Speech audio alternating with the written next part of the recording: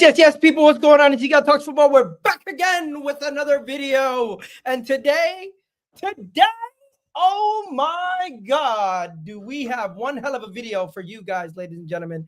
This is literally going to be one of the most epic ties in Arsenal's history. We're going to be facing Real Madrid, and we actually have a good defense for once. So we're not going to get pammed like we used to versus the likes of Barcelona and Real and friggin' Bayern Munich. It should be a lot better. But also, ladies and gentlemen, the summer transfer window is going to be historic. Arsenal's upcoming summer transfer window could be historic. And when I say historic, I literally mean 300 million plus. I'm talking 4 players, 50 million, 80 million, 70 million. That's what I'm talking about. I'm talking about level raisers, game changers. Ooh, you guys don't understand. Let's get into it. Arsenal are planning this summer for one of the biggest spends in the club's entire history. Now, many will want to put a number on it, but of course, Arsenal will look to do business at value. But it could be a spend of in excess of £300 million if we're looking at the market value of some of the targets available and the volume that they are looking for. And Andrea Berta, I can tell you, has already isolated some of his own targets that are different from those that were put forwards either by Edu or alternatively Jason Atu. Arsenal are planning this summer for one of the biggest spends in the club's entire history.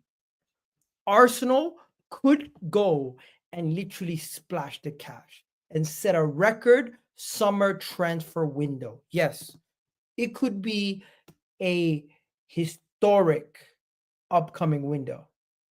And I don't know if you guys know this. But we're not that far away from winning silverware. We're not that far away from getting over the line. As much as people are upset and they're losing patience, we are so close. We can smell the success coming. And Arsenal are ready to break records. Andrea Berta wants 4 major signings. And when I say major, he wants to go out there and he wants to get the Bruno Guimaraes. He wants to get the Zubimendis. He wants to get the Alexander Isaks. He wants to go and get Leroy Sane from Bayern, or go get somebody like Nico Williams from Atletico Bilbao. These are the kind of signings Arsenal are looking to make this upcoming summer window. And it's not just him. It's not just Ben Jacobs who's reporting this. David Ornstein himself has been reporting this. We have a lot of rumors floating about, ladies and gentlemen, about Arsenal and what we're thinking about doing this upcoming summer. And I know you guys are like, hey, it could be fake news. It could be rumors. We have to wait and see. But at this moment in time, it does look like the new sporting director of Arsenal is serious. And he seriously wants to improve this team. And one of the first names coming out of his mouth is actually a midfielder, because we're going to need to shake up the midfield also. With Partey and Jorginho both heading out the club, both of them leaving, we're going to need to upgrade, or at least stay at a level where our midfield is not getting downgraded. We don't want to get worse. We want to continue to improve. And Dan is coming. Big up Mustafa in the building. Dan is joining. Yes, he's just finishing up his video right now. The 12-man podcast is still live, if I'm not mistaken, and they're going to be wrapping up any moment now. He has the boy Wolfie, Mons, and Hooks on his channel, and they're just talking about how Arsenal can banter Liverpool. I didn't even speak about that. Ladies and gentlemen. I didn't even speak about that. What happened midweek? Liverpool got knocked out? You know what? Fair play. We can't really talk about it to Liverpool. They're about to win the Premier League on our head tops. Fair play. But you know what? You know what we can't talk about? PSG. The same PSG we bopped off the pitch at the Emirates, gave it to them at Anfield. won the game 1-1, won the game 1-0 away at PSG, lost the game 1-0 on penalties to go and PSG go through. PSG go through. Liverpool are out. And the thing is, we don't really care too much about Liverpool anymore. Enough about Liverpool. The thing is, the Champions League is going to be very interesting because now Arsenal are going to be facing Real Madrid for the first time since 2006. Arsenal have a 100% record versus Real Madrid, you know. We could shock Real Madrid, you know. We could. But yeah, before we go any further, the man of the hour is in the building. Dan Potts is here. And Dan, I know you're a season ticket holder. When do season tickets renew? Season tickets will be, well, the letters come out now. The emails come out now. It's always around about June, the renew time. So it's always in good time, my friend. Always in good time. And you know what? It's one of those. Go on. And just before we go any further, did you hear the news? Epic news. And I don't know if I can believe it because you just told me season tickets are coming out.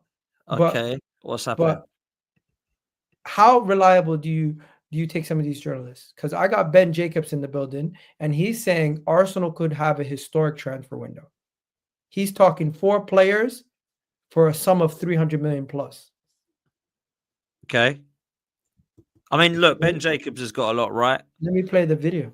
Go on. Arsenal are planning this summer for one of the biggest spends in the club's entire history. Now, many will want to put a number on it, but of course, Arsenal will look to do business at value. But it could be a spend of in excess of £300 million if we're looking at the market value of some of the targets available and the volume that they are looking for. And Andrea Berta, I can tell you, has already isolated some of his own targets that are different from those that were put forwards either by Edu or alternatively Jason Atu.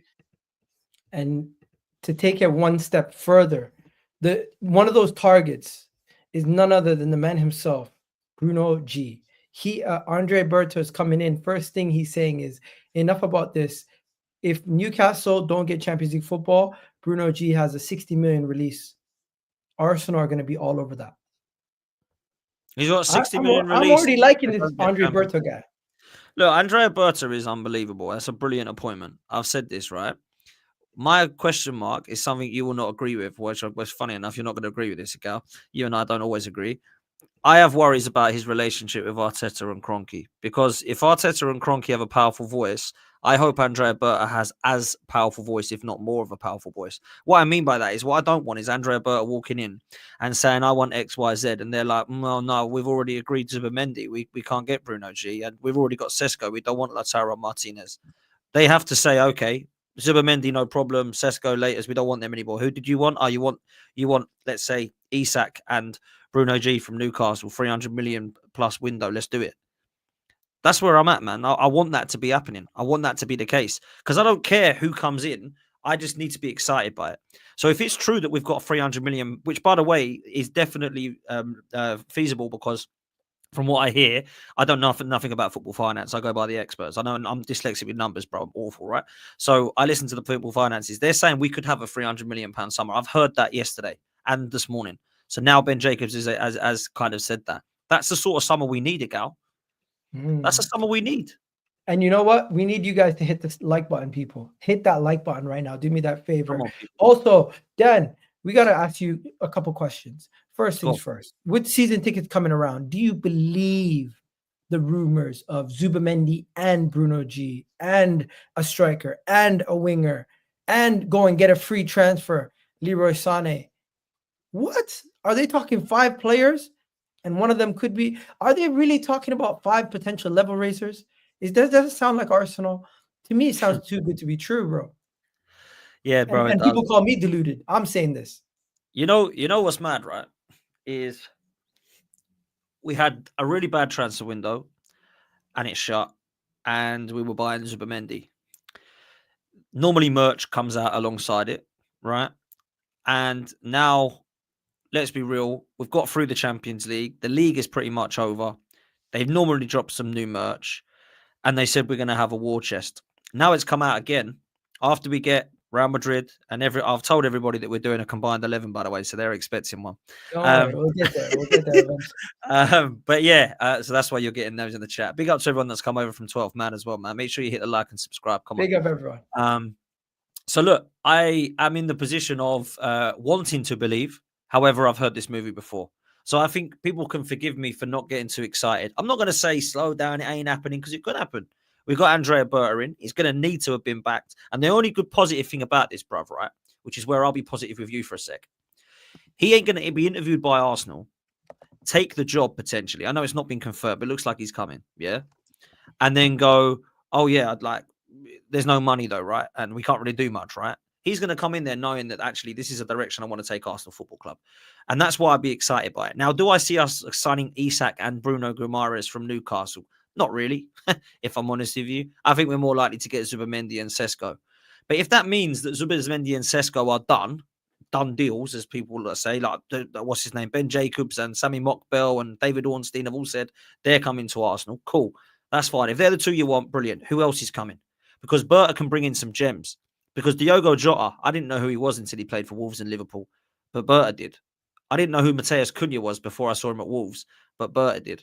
I didn't really know much about Rodri at Villarreal. But Berta did. Yeah. So, and that's without the likes of the Griezmanns that's come back and the Moratas and the Torres and the Diego Costas and David Villas that he's bought before that, the shrewd signings of Luis Suarez that come back from Barcelona. Those are the unbelievable signings as well. So, big up to Chris Hudson. He was on my channel earlier. He said, I want 3 big names and 2 gems. He's an OG, man. Wow. He is an OG, man. So 3 big names, 2 gems is the minimum he's expecting, which is, of course, 5 players. Now, if Ben Jacobs saying we've got 4 and we've got 300 million, so expect a big summer, then, Egal. Big summer. Now, Newcastle, if they get Champions League football, we're going to have to forget about Isak and Bruno G. But right now, as currently constructed, before we get on to the next target, transfer target, what do you think is going to happen with the top 4 in the Premier League? I'll just show you the top 4 in the Premier League right now. And also, do you think we're back in that race? Like, I was talking to Deluded about it yesterday or the other day. I'm kind of worried we're starting to fall into that top 4 battle. If we lose to Chelsea, bro, we're right there. So I don't think we will drop out the top 4. Well, it's the top 5, really, isn't it? You think we drop out of second place? Forget top 4. Potentially. I don't know. I just don't think Forest, Chelsea, Man City, Newcastle, Villa, I don't think any of them are consistent enough to be worried about Arsenal too much. I think Arsenal will stumble themselves across a few more games now that we've got some players back to allow us to secure that. We're definitely not winning the league. We know that. I think we'll probably will end up second, if I'm honest. Maybe third if we do drop off. But I think the top 4 is a given. I think Liverpool, Arsenal, Forest and City, are going to get in the top 4. Then it's a roll of the dice for 5th. I don't know if it's Chelsea. I don't know if it's Newcastle. I don't know if it's Villa. And I've got to say it, I don't know if it's Brighton or Bournemouth. But all of them have a chance of getting into the Champions League with that 5th spot. How far back are you looking? Brighton upwards. Sorry, Villa upwards. I mean, you could put Bournemouth in there. I just don't know. Their injuries. Okay, so Brighton. Fulham's the cutoff. Yeah, I don't think Fulham, bless them. I'd love to see it because they've been great, but I don't think they will. I'm toying whether to put Bournemouth in there as well, to be fair. But I think Villa upwards have all got a chance at Champions League. I'll say that. My thing is, Man City spent all that money. They have such a good squad. They can't afford to drop out of the top 5, even with. I think they're coming 4th. I think they're coming 4th, Man City.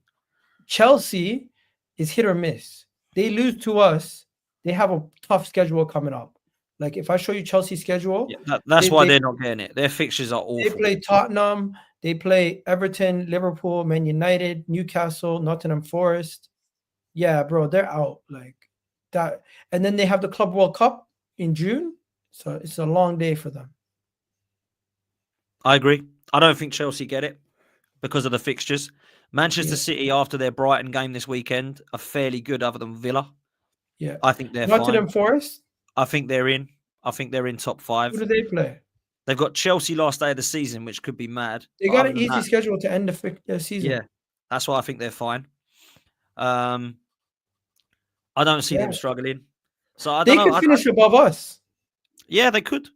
If they do, Wolfie will absolutely destroy us every week. But do you know what? let him. I don't care. Egal, I do not give a damn where we finish now. No, I can't have us finishing third because there's a clip going around of me saying if we finish third, sack Arteta. Right. Well, would you then? If we come third? Honestly, context changes everything, Dan. What? Let's have this out. Let's have this out then, because I still don't get where this comes from. You said this is what you've said at the start of the season, right? You've said two things. I didn't know you'd said that. So if it's third, sack Arteta, and if Arnie Slot finishes above him, sack Arteta. What is now the context? Are you really going to say it's the injuries and these bloody red cards and referees? I don't think Arteta should be sacked because I don't think Arteta is the reason why we're in the position we're in this season. So what is the reason? I think the reason why we're in the position we're in this season is because of injuries, because of poor recruitment, and finally some unprecedented refereeing decisions that we haven't seen before in football. Those are the three reasons. Now, if you want to just bin the refereeing decisions and you just want to look at the actual things that everyone would agree with me on, I don't think Arteta has had a poor season as a manager managing this team. We've had some really good results. We've had some poor results, but I think some of the poor results have not been down to just the manager. It's been down to the personnel we've had, to our availability. Also, it's also been down to situations where you just look at some of the guys out there and you're saying some of them are giving the best that they can. Defensively, we've been playing as good as we have the last couple of years. Midfield has been chopped and changed with Odegaard being in and out of the team, Mika Moreno missing games earlier in the season, Declan Rice having a foot injury at some point, and he's had to deal with the midfield injuries also. Plus, he's had to deal with the attack injuries recently, which has tanked and created our attack. But before that, we were up there as one of the best attacking teams in the league.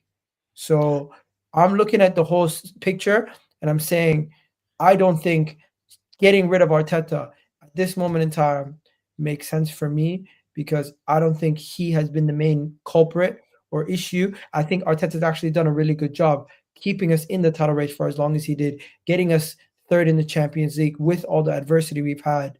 And I do think we've had as tough as a season as majority of the seasons around us, majority of the teams around us. And you see Man City cratered and have fallen out of the Champions League, fallen out of the title race way before us. Look at Tottenham and how their season's going. We haven't had as bad as the season injury-wise as Tottenham, but we've had a lot of players out numbers-wise. If you look at the number of players out that we've had this season, and I do think the manager's done a decent job keeping us afloat.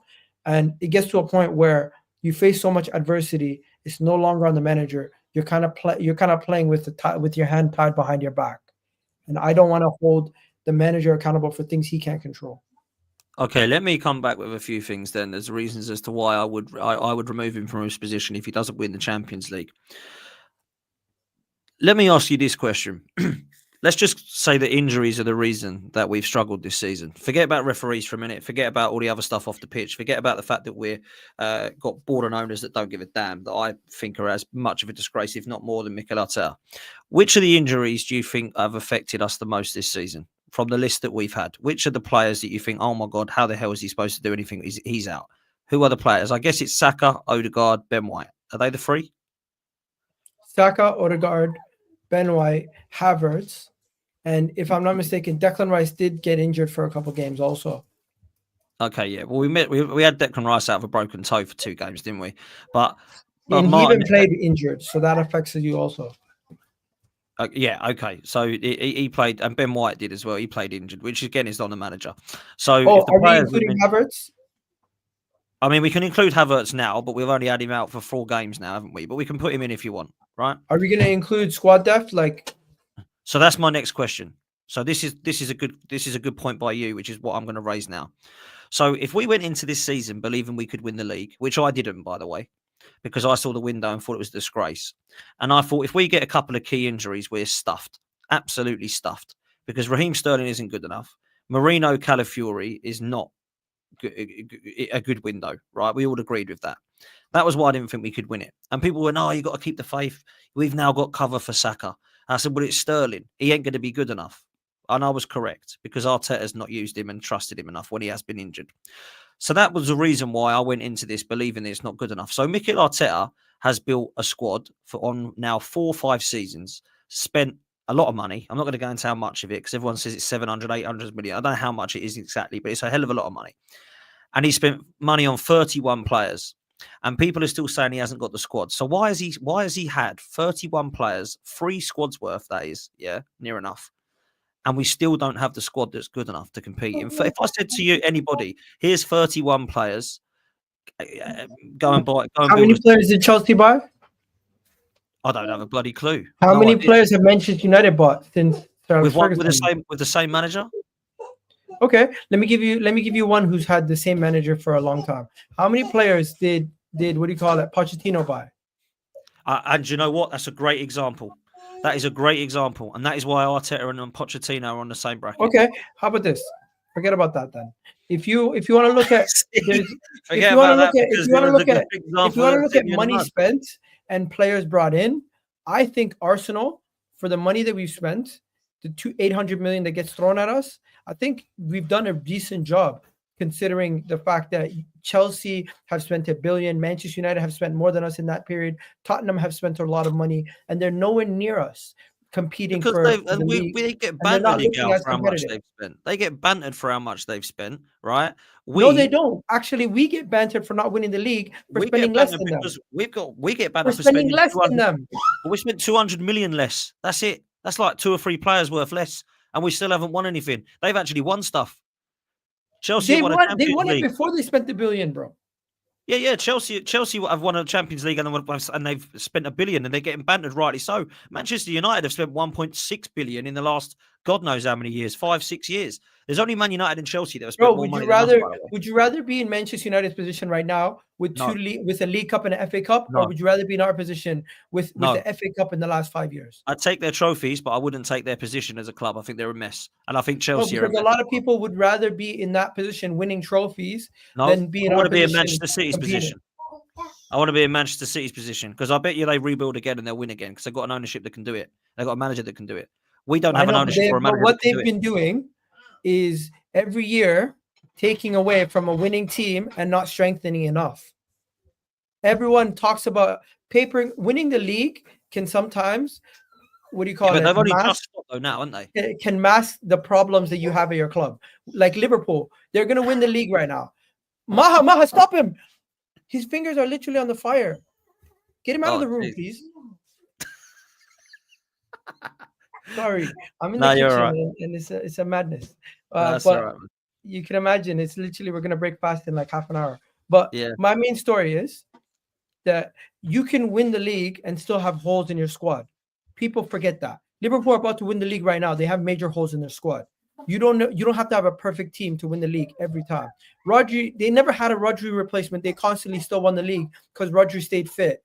Mo Salah is injured tomorrow. Liverpool don't have somebody who's going to bag them the winners like they need. And it showed in the PSG game in the Champions League when they didn't have Mo Salah step up. No one else came up to the fold. Cody Gakpo was injured. Nobody else stepped up. What do we do? Bro, at this point, the season's done. We can't I mean moving forward. The season's done, yeah. But moving forward, what do we do? Because what happens if Saka gets injured next season? This is where we need to go and get somebody. This is where we improve.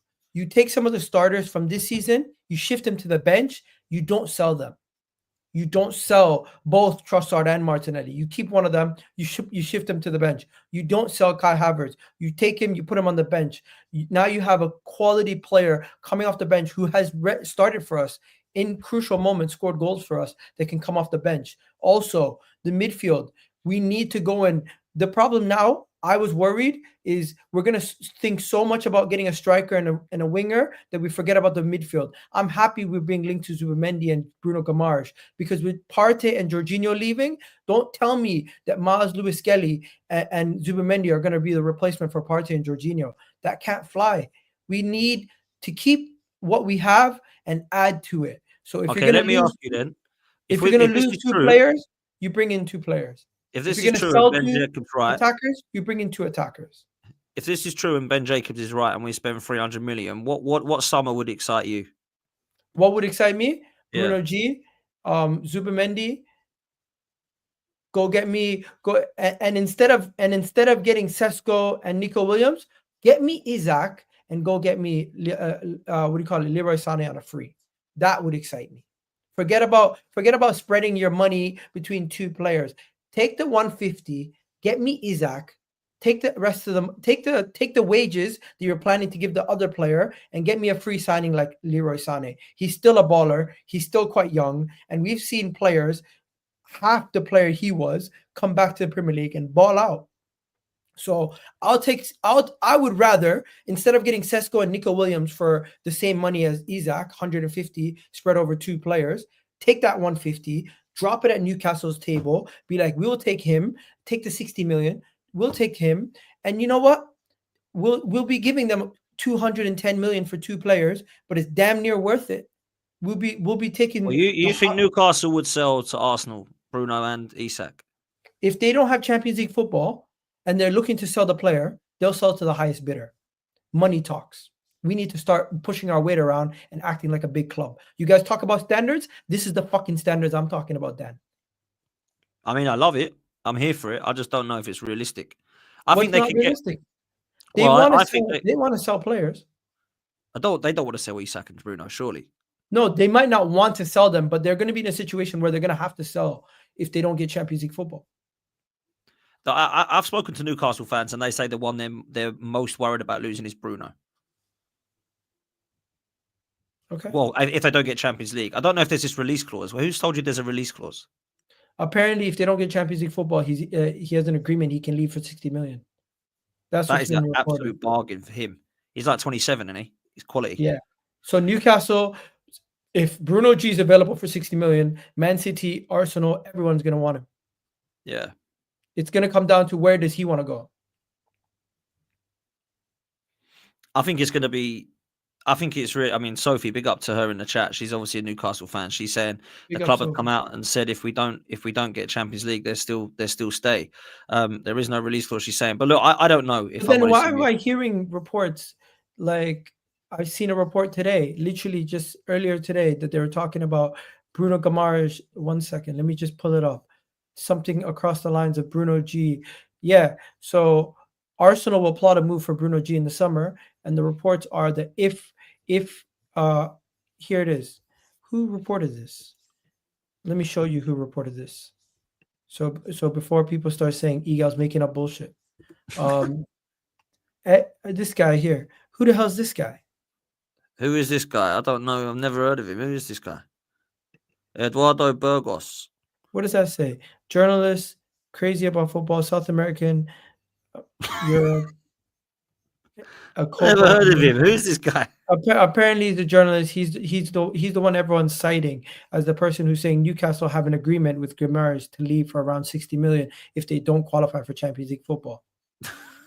I've never heard of this guy, man. Is he? All the major Arsenal aggregators are reporting it. So Berta wants to sign Bruno as well as Zubimendi. I mean, if we get them two with Rice as well, I mean, wow. We're sorted. I don't know how we play them all, but that's true. And maybe you know we what? just don't play us attacking midfield. People are saying it's an NPC journalist. Maybe I believe too much bullshit. Maybe. Miguel, I think that's rubbish. maybe, but hey, there's one more thing that's not rubbish. Isak is definitely could be on the move, and Newcastle don't want to sell him. Liverpool are interested. But would Liverpool drop the 150? I don't know. They would drop the 115 on Caicedo. So they've got money. Will they get Isak? I mean, if they keep Salah and Van Dijk, because Trent's going to go, and they get Isak, they could retain the league next season. You think Salah's going to stay? Did you not see Salah crying the other day? I hope not, but I don't know. I think they've got more chance of staying, haven't they? Van Dijk and Salah for another year. All right. You know what? We're going to read the super chat in a second. But when you see a guy crying like this, what does that tell you? Yeah, but it's just because he's been dumped out of the Champions League. That's not because he's leaving, is it? That's because he's upset that they've gone out, surely. Do you think that means you think he's crying because he's leaving Liverpool and he can't win it with them? What about this? Van Dijk meeting with the PSG owner and PSG, the lead person at PSG, and their sporting director Luis Campos in the dressing room after the game. Yeah, I did see this. I didn't actually know what it was. They sent me this and I watched it and I was like, who are these dudes? How am I supposed to know that's the PSG guy? But yeah, if that is true and he wants to go, look, I think they will stay. Trent's going to go Real Madrid in my honest opinion. I think these two have got more chance of staying for another year at Liverpool. Just one more year extended. I think that's what they'll do. Because why would he rush off to Saudi now? They would sign him at 39, not 33, whatever he is. Van Dijk. I was a year too late. I was a year too early with my Liverpool fall off take, but Mo Salah and Van Dijk leave. 100% they're falling off. You think they'll both go? I think Van Dijk will stay. But I think all the rumors of Konate potentially leaving to PSG, Van Dijk leaving. If they lose them three, they'll drop off. If all these things about all these players leaving, Alisson not signing his new contract yet. There's so much going on in Liverpool. I don't think Liverpool is as sturdy as a ship to guarantee they're going to compete next season, especially with Mo Salah potentially leaving, Trent leaving. But you think Arsenal will win it next year? If those guys are not there, Liverpool have no chance. It's going to be back to Arsenal, Man City, who compete. Gal, why is it always when I ask you if we're going to win it, it's always everyone else's crap? So yes, why is it not we're good enough so we can? No. Let me finish. We were speaking about Liverpool. And the reason why we're speaking about Liverpool is because we're talking about how things can get better next season. And one of the main reasons why Liverpool are winning the league this year is not because, they've only been scintillatingly good. It's because their competition has also fallen off and has not pressed them the same way that Man City has been pressed the last couple of years. Let's be honest, Liverpool are winning the league with no title race. That's the reality. And I hate to say it, but we did not give them a fair challenge at all. We were shit.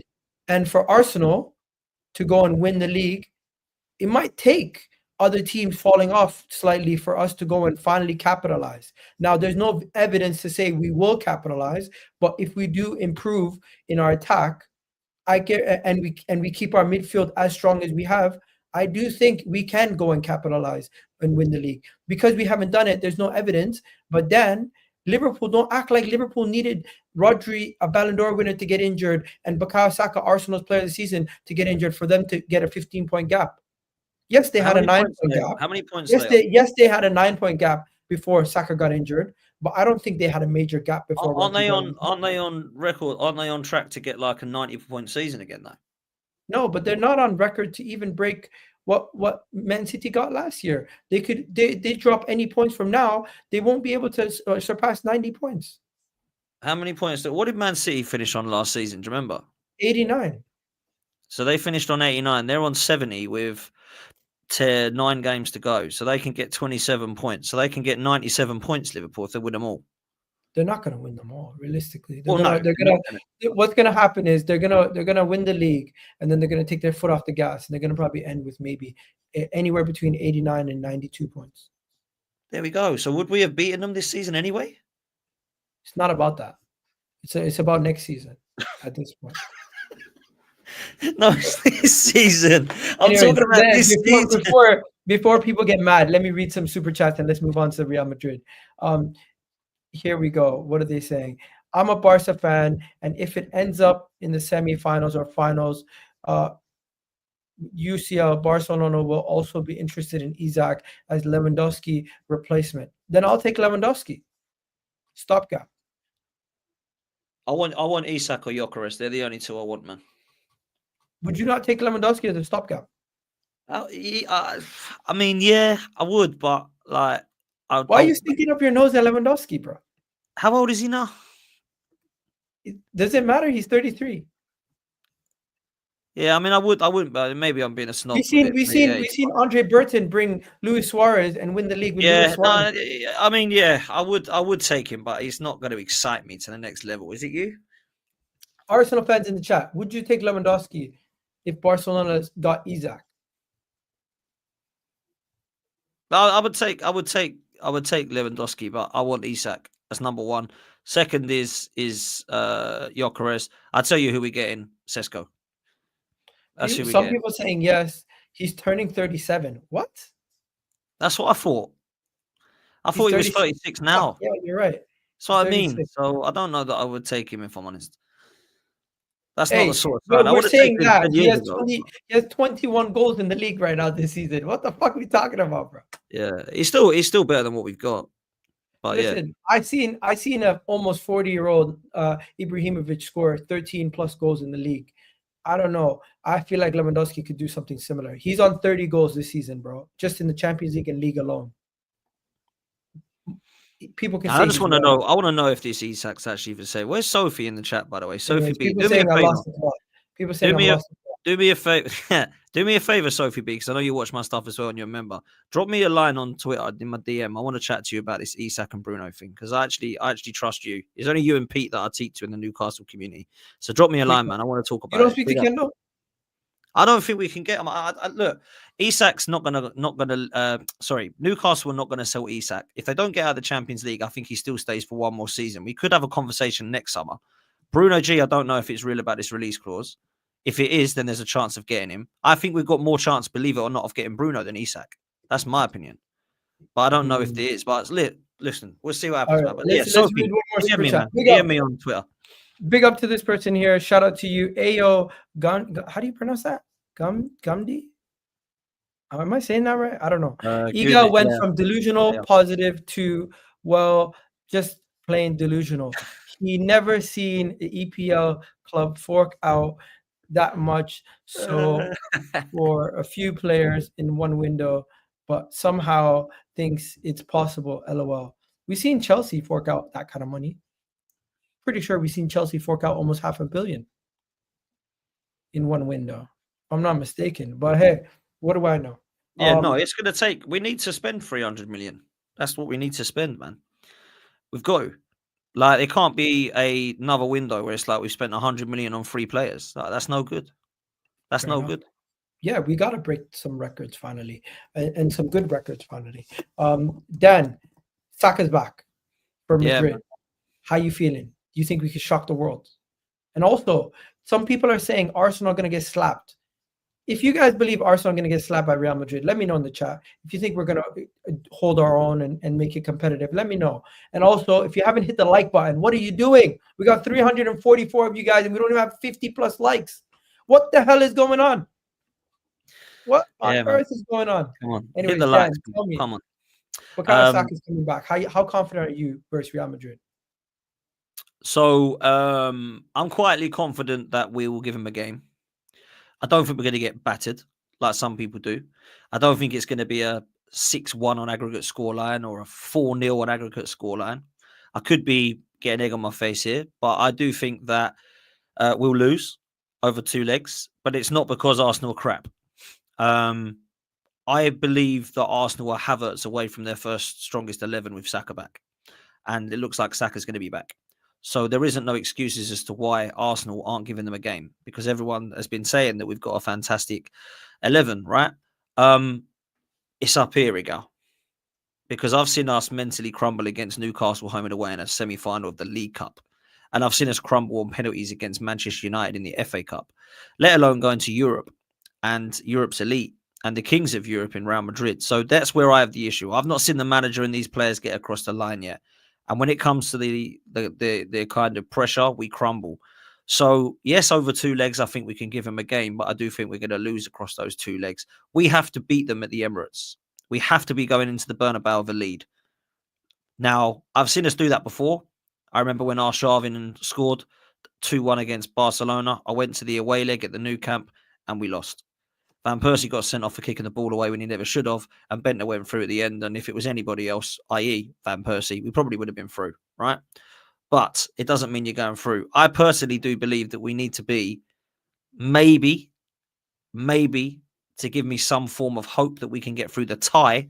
I think we need to win 2-0 at the Emirates. And I don't know that we'll do that. So my question to you is one thing and one thing only. Do you really put this team in the same breath and bracket as some of those Arsene Wenger teams that were getting slapped in the Champions League? Do you really think we have those same issues that we would have like the teams we had back in the day? Because those teams had, they had a soft underbelly. They had a very weak midfield and defense. that you could cut through. But their strength was they could score a couple goals in games versus small teams. This team is the opposite. We are better set up versus Real Madrid today than we were set up versus Bayern Munich and Barcelona back in the days.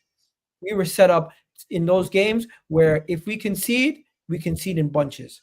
If we score, we can't hold on to a lead. Where now we don't know if we're going to score, but then I don't know if the opponent is going to have an easy time scoring against us either. And that is as good as a tool that we can have to our disposal as anything else. And this is why I say Arsenal should not fear Real Madrid. Arsenal should not be scared. The players should not be fearful. They should go into that game confident that their defense can hold it down. The issue is we should be worried about our own attack. And if we can create and score and capitalize on our own opportunities, because that has been the issue versus Newcastle. That has been the issue versus Manchester United. That has been the issue in majority of these games. And if Real Madrid play open and expansive football against us, boy, we can take advantage. We're better than Atletico Madrid, in my opinion. We have a better defense than them. I feel like we have a better midfield than them. The only difference is Atletico Madrid have a better attack than us, and you could say they definitely have a better manager. I think we should not fear them, but I do think that other than a defence, we were better under Wenger going forward. Fabregas, Nasri, Rosicky, Robin van Persie. There's others that I've missed as well because I'm on the spot. Theo Walcott. I think, we were better going forward. However, I think what we have now, which we didn't have back then, is we can physically impose on them better. So we can tower over them in the tunnel.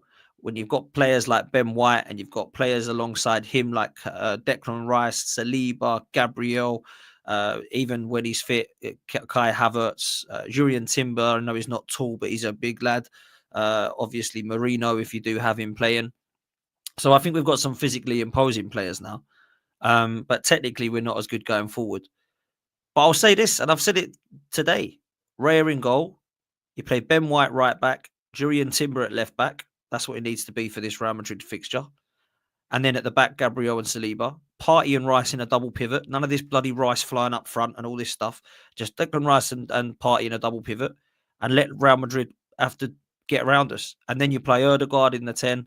And then you've got Saka, Martinelli and Ethan as your front three. He probably will play Trossard because he might not throw Ethan in at this one. But that's what I would do, right? And you've got a chance then. You've just got to roll the dice, man. We've got to try and stink our way through, let me say it, just like Real Madrid have. Because they ain't been good, bruv. Yeah? In this new format, Real Madrid haven't been good. They've lost to Brest. I think they lost to Lille. They had real struggles to get through. Then they got through against Manchester City just about when they weren't that great. Last night, I didn't watch the game because I was at the Emirates. But from what I hear, Atletico should have gone through.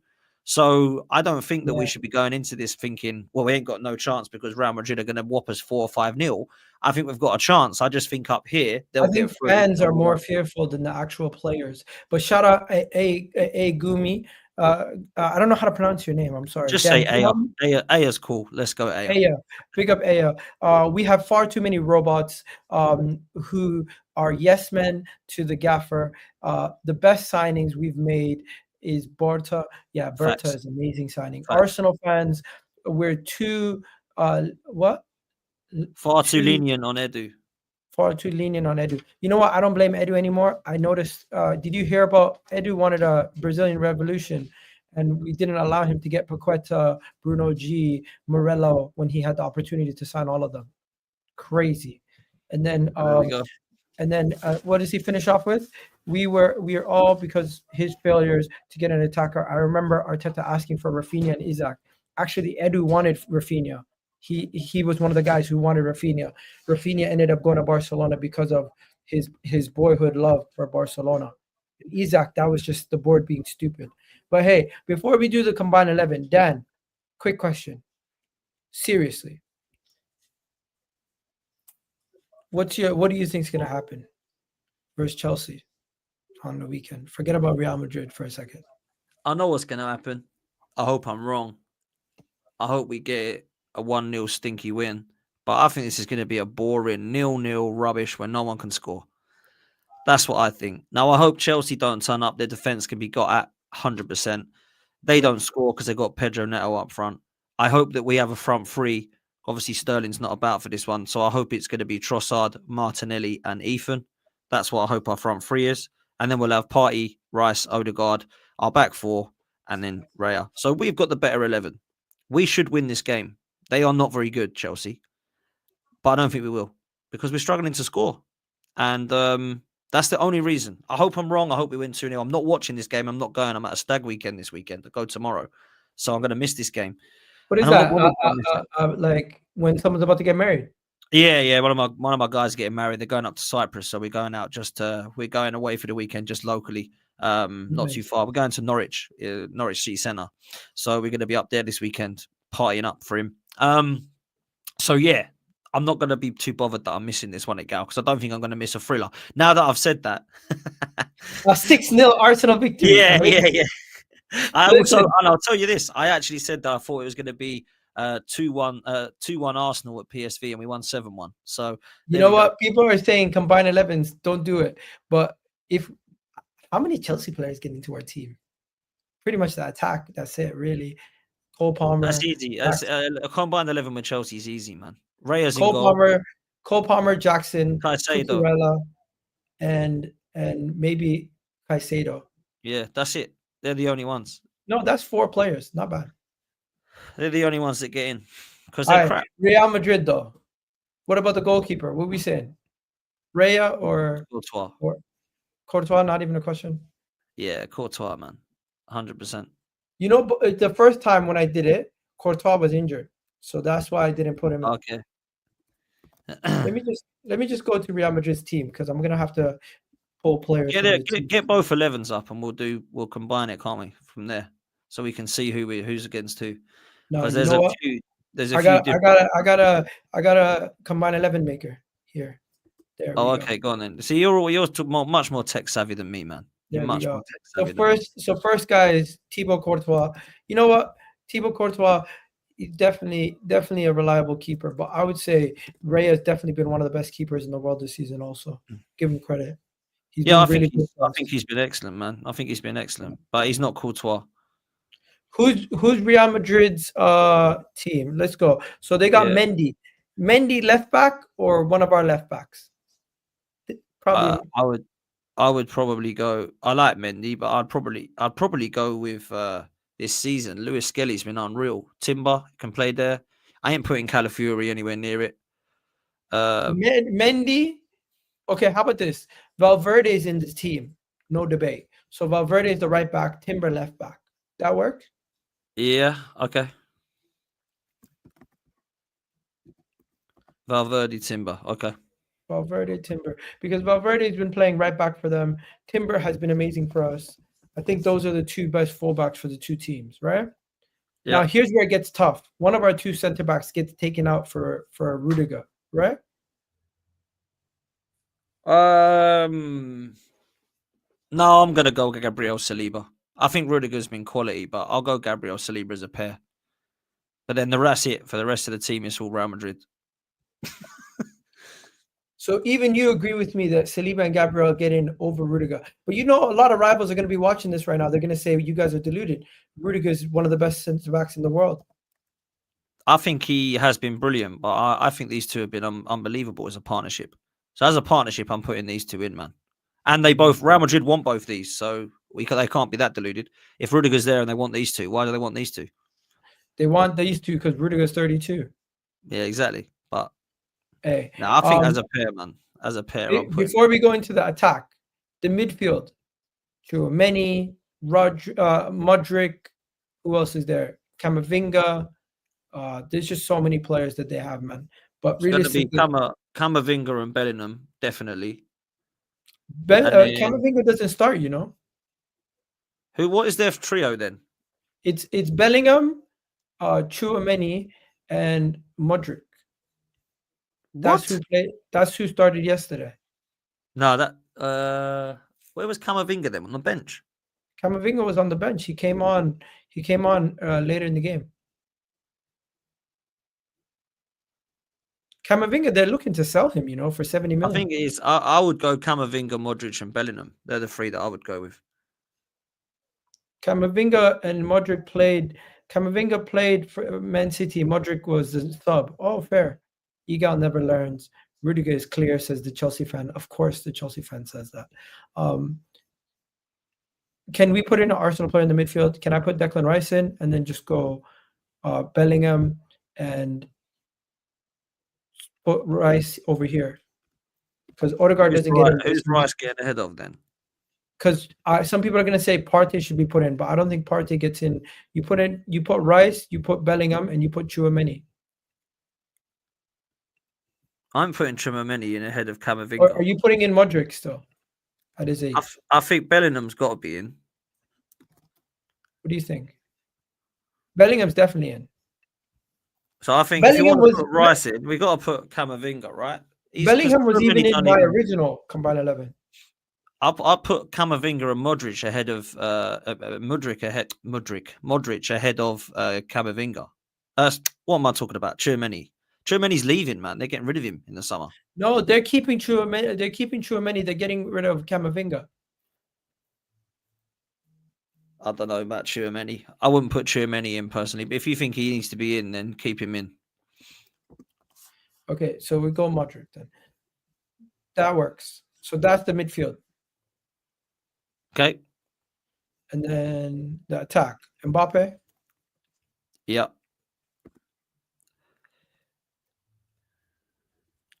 I always forget how it works. Is it 2 Bs or is it 1 B? MBA double PE.